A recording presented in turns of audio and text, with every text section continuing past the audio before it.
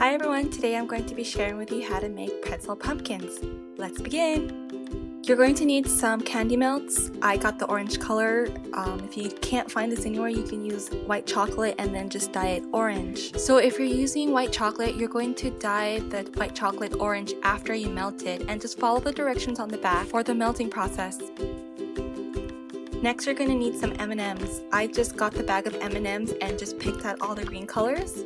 In a bag, I think I only was able to get 30 green M&Ms. Then you're going to need to get some pretzels that look like this with the 3 holes.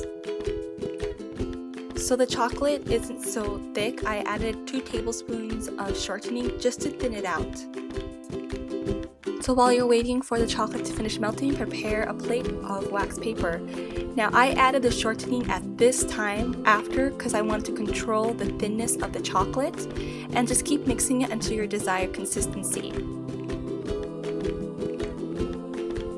So this was the fun part, making the pumpkins. So you're going to take your pretzel and dip it. Now there's a certain way of holding the pretzel where you won't see the mark of your hand. So you're going to want to hold it where the arrow is pointing at. That's the best place to hold it because the M&M will block the place where you put your finger on. So instead of making all the pretzel pumpkins one at a time, there is actually a faster way.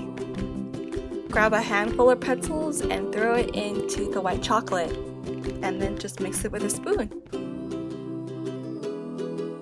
Put it on the wax paper and then go ahead and add the M&Ms on the pretzel. You're going to set it on the wax paper for about 20 minutes. That's how long it took it to completely dry, but it's worth the wait. Thanks for watching, guys. Let me know what recipe you want to see this season.